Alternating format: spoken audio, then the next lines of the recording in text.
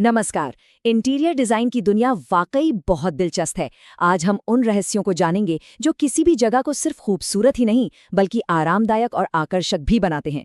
तो चलिए शुरू करते हैं। ये कोई जादू नहीं है, सच में इसका राज छिपा है इंटीरियर डिजाइन के कुछ बेसिक प्रिंसिपल्स में। ये प्रिंसिपल्स ही हैं जो पता भी नहीं चलता और हमारे मूड और कंफर्ट पर असर डालते हैं।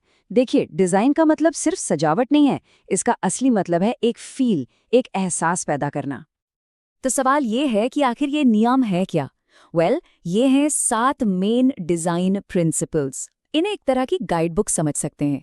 एक ऐसी गाइड बुक जो किसी भी जगह को एक खूबसूरत और बैलेंस्ड घर में बदल सकती है। जी हाँ, सिर्फ 7 सिंपल प्रिंसिपल्स। और कमाल की बात यह है कि ये नियम हर जगह लागू होते हैं, चाहे वो एक छोटा सा स्टूडियो अपार्टमेंट हो या कोई बड़ा सा बंगला। यही वो नींव है जिस पर हर अच्छा डिजाइन टिका होता है। तो चलिए एक एक करके इन्हें समझते हैं।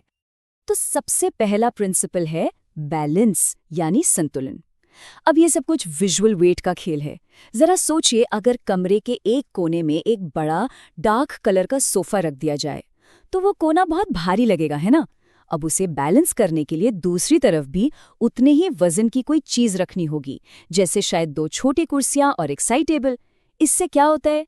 एक ठहराव और आराम का एहसास पैदा होता है। अब ये जो बैलेंस है, ये भी 2 तरह का होता है, सिमेट्रिकल और एसिमेट्रिकल। सिमेट्रिकल बैलेंस, जिसे फॉर्मल बैलेंस भी कहते हैं, वो एक मिरर इमेज जैसा होता है। मतलब जैसा इधर वैसा ही उधर। सोचिए, एक फायरप्लेस के दोनों तरफ एक जैसी कुर्सियां, कितना शांत और ऑर्गेनाइज्ड लगता है।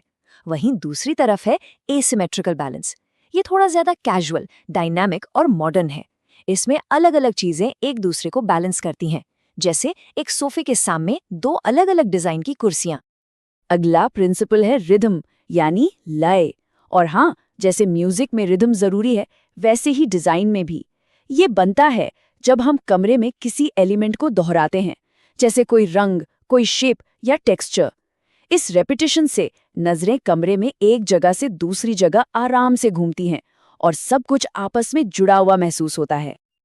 कहते हैं ना, हर अच्छी कहानी में एक हीरो होता है।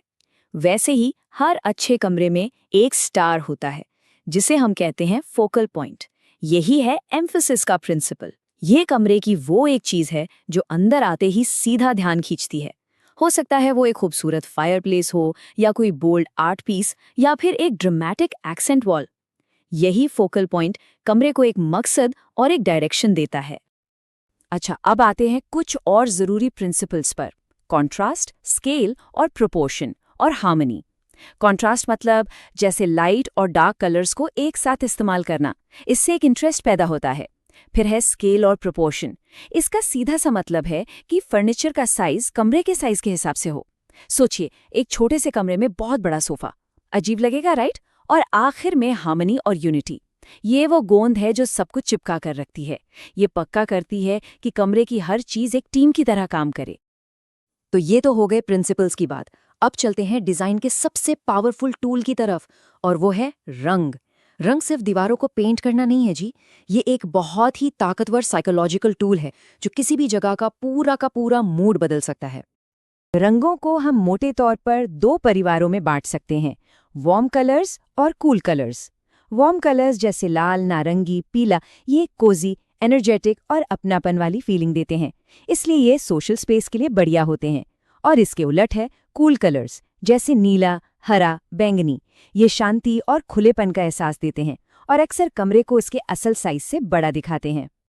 और पता है, हर रंग एक अलग इमोशन जगाता है। जैसे नीला रंग, ये फोकस और शांति देता है, इसलिए होम ऑफिस के लिए आइडियल है। पीला रंग खुशी और पॉजिटिविटी फैलाता है, तो लिविंग रूम जैसी जगहों के लिए परफेक्ट है। और हरा, जो कि नेचर का रंग है, वो एक शांत और बैलेंस्ड माहौल बनाता है। बेडरूम या किसी रिलैक्सिंग कॉर्नर के लिए इससे अच्छा क्या होगा? चलिए, प्रिंसिपल्स और रंगों की थ्योरी तो समझ ली। अब आते हैं सबसे प्रैक्टिकल बात पर कि फर्नीचर को जमाएं कैसे।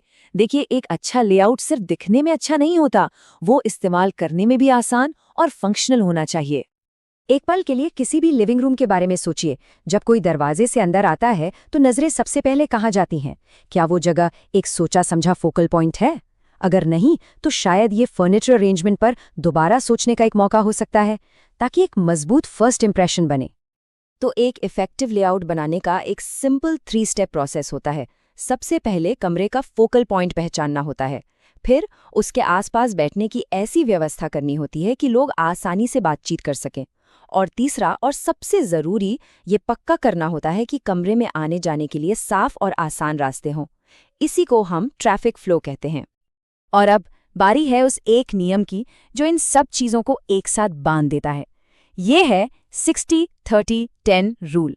यकीन मानिए, ये एक ऐसा अचूक डिज़ाइन फॉर्मूला है जो हर बार एक परफेक्ट और बैलेंस्ड कलर स्कीम बनाने में मदद करता है। इस रूल की सबसे अच्छी बात यह है कि ये कलर चुनने के काम से गेसवर्क को हटा देता है। ये एक सिंपल और टाइम टेस्टेड गाइडलाइन है जो ये पक्का करती है कि कलर पैलेट हमेशा प्रोफेशनल और बैलेंस्ड लगे, कभी भी बहुत ज़्यादा या बिखरा हुआ ना लगे। तो ये काम कैसे करता है? बहुत सिंपल है। कमरे का 60% हिस्सा एक डोमिनेंट कलर का होना चाहिए जो ज़्यादातर दीवारों का रंग होता है। 30% हिस्सा एक सेकेंडरी कलर का होता है जो फर्नीचर या पर्दों में दिख सकता है। और बचा हुआ 10% वो होता है एक्सेंट कलर, मतलब कुशन, थ्रो या आर्टवर्क जैसी छोटी छोटी चीज़ों से दिया गया एक कलर का पॉप जो कमरे में जान डाल देता है। जैसा कि ये कोट हमें याद दिलाता है, अच्छा डिज़ाइन सिर्फ आते जाते ट्रेंड्स को फॉलो करने का नाम नहीं है। इसका असली मकसद है एक ऐसी जगह बनाना जो वहाँ रहने वाले इंसान की पर्सनैलिटी को दिखाए, उनकी ज़रूरतों को पूरा करे और उनकी लाइफ की क्वालिटी को बेहतर बनाए। आखिर में हर घर अपनी एक कहानी कहता है, और इन प्रिंसिपल्स के साथ किसी के भी पास वो ताकत होती है कि वो उस कहानी को अपनी मर्जी से लिख सके, एक ऐसी कहानी जो असल में उनकी अपनी हो। तो सवाल ये है कि किसी की दीवारें कौन सी कहानी सुनाएंगी? ये फैसला पूरी तरह से उन्हीं का होता है।